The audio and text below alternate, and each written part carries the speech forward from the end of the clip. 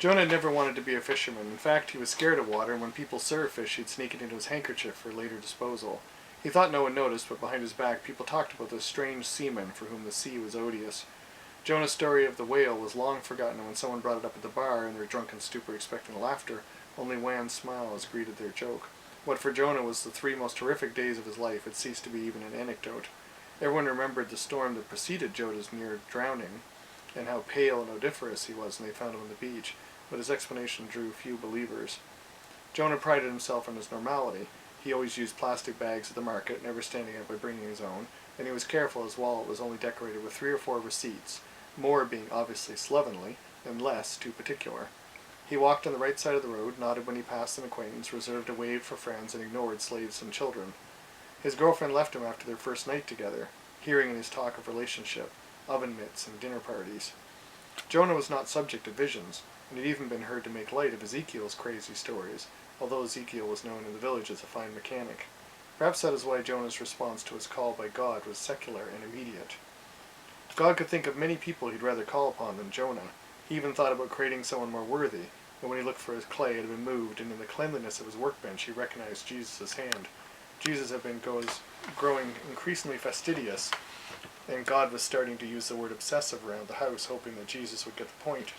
God looked down at Heracles, who was huge and lumbering, a good thug but a poor speaker, Herodotus, who was clever and quick-witted, but whose notions of truth were a headache to unravel and whose morality was suspect.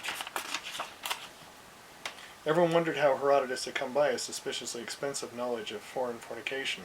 Elijah and God no longer spoke after the incident with the children, and God had removed all the hair on Elijah's body, leaving him slippery as an eel when wet and silly-looking naked. Jonah would have to do. God needed a prophet at Nineveh, and if he didn't get one soon, people and cattle were going to die.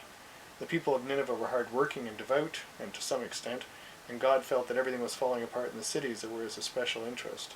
He looked in on, but could do nothing about the peaceful and thoughtful people and what would be the Americas. They took care of their own affairs. The Chinese were developing a philosophical tradition he had no part in.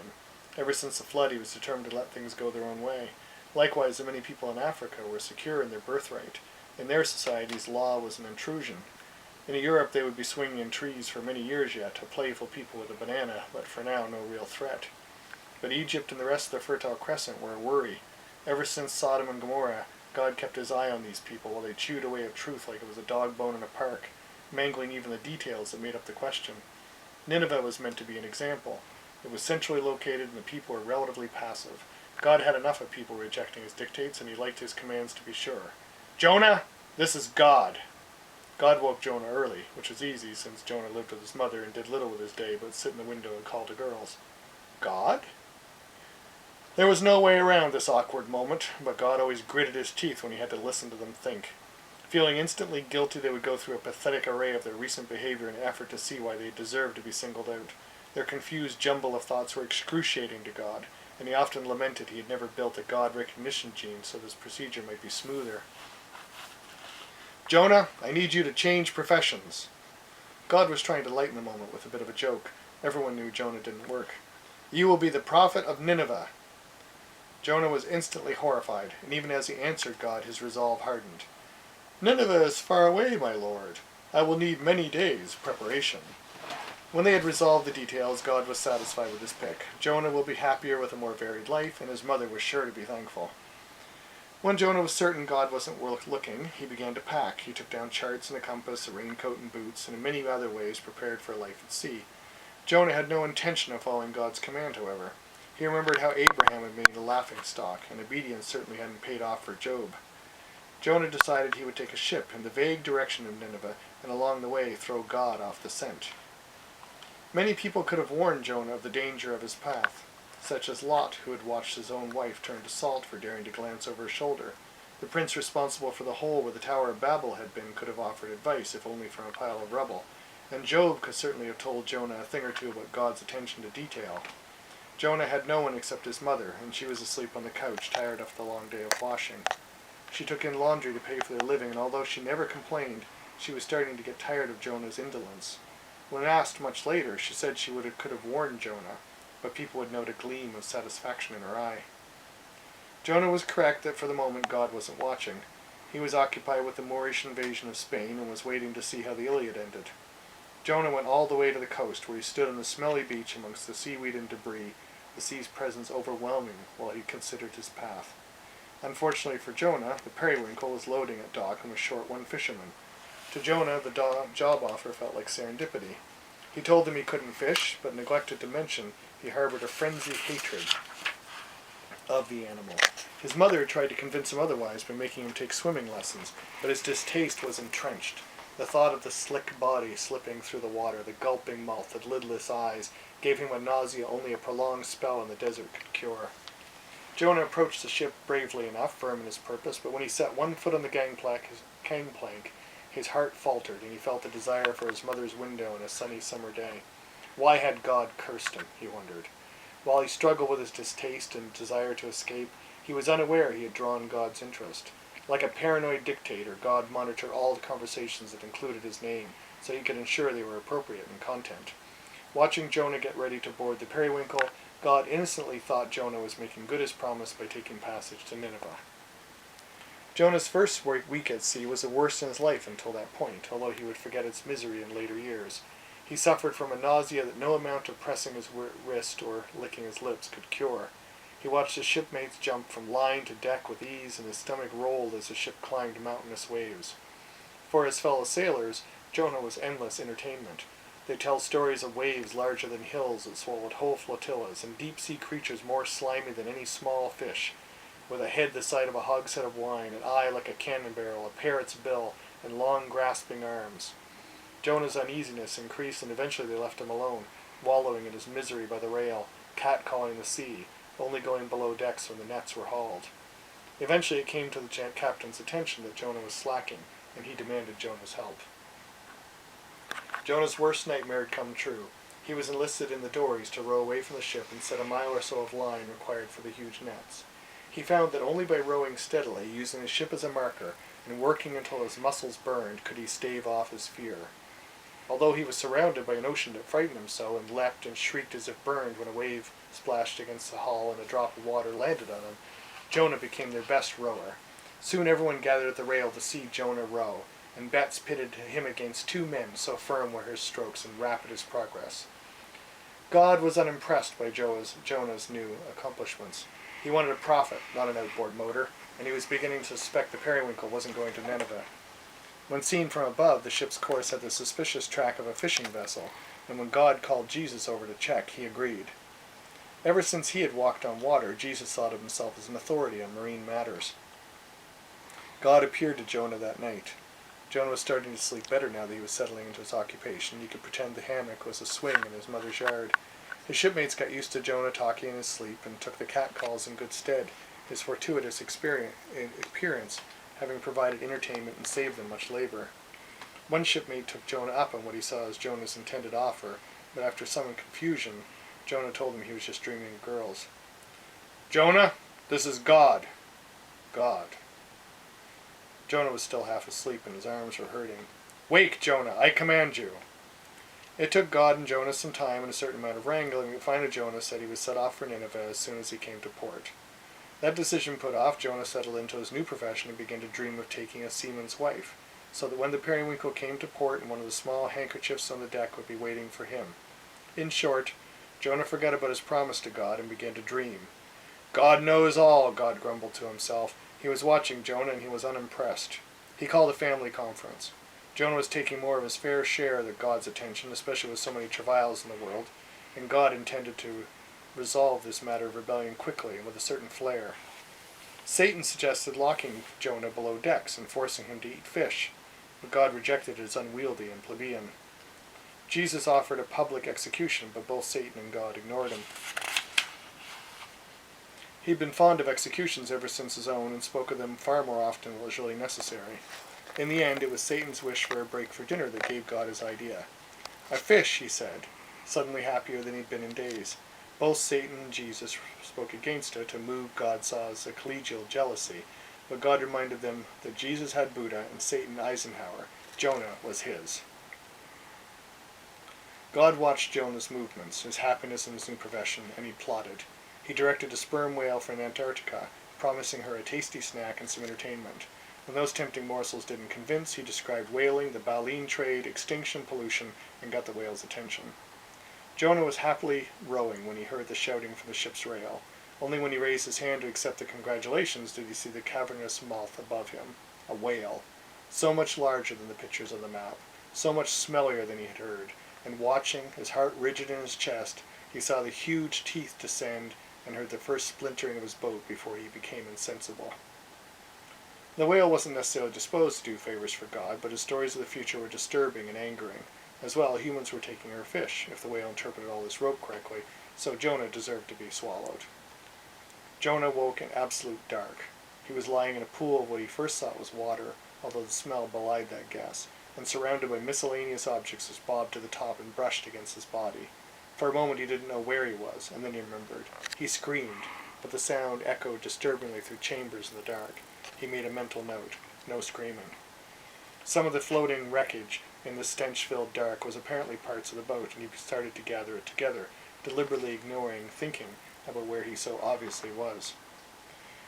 When Jonah was to tell this story later to his disbelieving audience, he made much of his initial moments of discovery. The dead and slimy fish about his feet. He finally admitted that the monstrous thudding of machinery was the whale's heart, and that he'd been eaten. Those parts of the story usually enticed children, but they were led away by smiling parents and scolded for talking to Jonah. Jonah fell on his knees to call out to God, but something touched his leg and he jumped again, almost shrieking. He began to realize he wasn't alone. Operating the dory was a two-person job, and Jonah often worked with Sal, who fed out the lines as Jonah rowed, and Sal must have been swallowed as well. The stiff object, its mushy dimensions vaguely human in outline, was also heir to Jonah's new abode. Sal was dead, and the acids were already working on his body, which in places was stripped to the bone. Jonah saw his own fate if he didn't act quickly. In pitch black, Jonah felt the dimensions of the stomach. Guessing the whale would have multiple stomachs like a cow, he hoped he was in a relatively top-level one, where little digesting went on. Trying to sing to himself to drown out the squelching of his feet against the whale's body, Jonah paced off the stomach. It was similar in size to the crew's quarters of the Peregrine, which gave Jonah the best idea he'd ever had.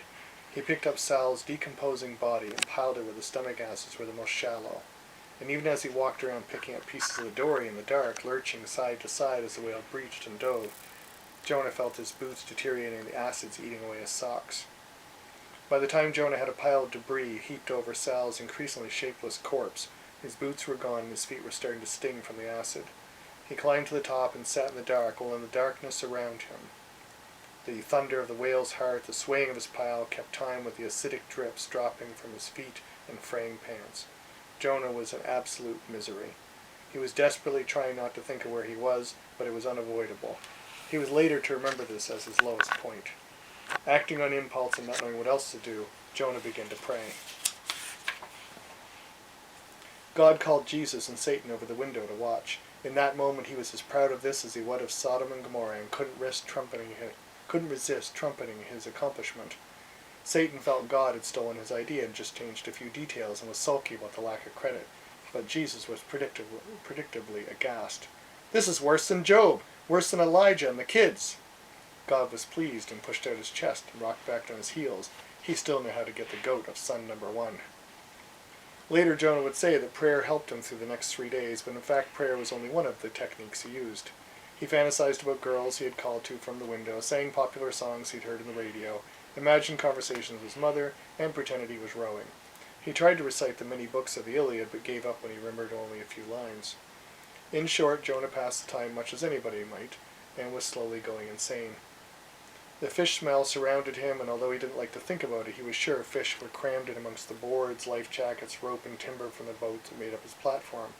His heap sunk as the night passed away into the next day, and although in the gloom Jonah had no way to measure time, he counted away seconds. He kept being distracted by the influence of the stomach opening as the whale fed, however. The acidic splash made his clothes deteriorate, and his hair began to fall out in clumps. His platform was lowered almost to the water, when the barrel-shaped fish was swallowed, and Jonah jumped from his teetering raft to its body, even as his tentacles flew around him. There in the dark, Jonah was to have the strangest fight of his life. He clasped the squid's body, fearing the drop into the acid if he were let go, grappled with the many slimy arms. He recognized its shape from the story, so he fought to find an eye that he could poke with his fingers and thus establish his determination. But he found instead the parrot-like beak. Even as he was in danger of being taken up in his arms and thrust into his eager mouth, Jonah thought of the irony of being eaten after you've already been eaten. The whale was unconcerned with Jonah's fight, and in fact was not cognizant that Jonah was still alive. Her digestion had been a bit off, but she ascribed that to the boat. After swallowing the squid, however, the whale felt terrible. There was something about having a large writhing fish in your stomach that lurched about as though it was indigestible, that took the pleasure out of swimming. The whale turned towards shore. The only cure was to vomit the squid onto the sand and there decide if further chewing was desirable. Although Jonah knew nothing of the whale's plan, since he was struggling with the squid, he felt the lurch when the whale grounded and saw his chance. He was struggling to get out of reach of the squid when the stomach walls heaved and he was spit upon the shore, blinded by the sudden light and covered with slime and squid parts. Jonah would have liked to have lain insensible on the shore for a long time recovering, but he dragged himself through the blissfully soothing ocean waves towards what he could vaguely see were trees. The beach was long, the tide was coming in, an ideal time for grounding for the whale, but to Jonah's disadvantage. He crawled up the wet sand, the skin on his knees fraying and his hairless body cold in the surf. The whale never saw Jonah go, but finished the dinner and turned back to sea, well fed and having learned something about squid eating. Jonah was found raving on the beach the next day, unforgivingly naked and rude, grabbing his rescuers and howling about a whale, alternately crying and falling to his knees and praying. He was considered to be insane and was accordingly taken in and fed, soothed with fish soups he refused to eat, until his behavior grew out of hand, and he was locked in the village smokehouse, to smoke there with the fish until a better plan could be devised. God couldn't help but view Jonah as a failure. He appeared to Jonah and demanded he go to Nineveh, but God's heart wasn't in it. And he had misgivings about Jonah's reception. God was disappointed. Jesus had been huffy ever since Jonah had been spit upon the beach. You could see he was comparing the whale with the cross and found it wanting. Jonah had come out of the sea with a story that Elijah would have crowed about for years. Ezekiel would have been ashamed to be at the same venue as Jonah once the crowd had heard the story. But Jonah's telling was so uninspired he was shunned in Nineveh and divided his time between begging on the street and eating pizza at dumpsters behind restaurants. God finally let Jonah return to the sea, the only place where he garnered some respect because of his ability to row, and where his mother couldn't find him. There God left Jonah, an eccentric in a seaside town, his normality traded for constant nightmares, where he would start from sleep calling out women's names or singing, so that no one in the village would sleep with him, and people grinned when he walked past.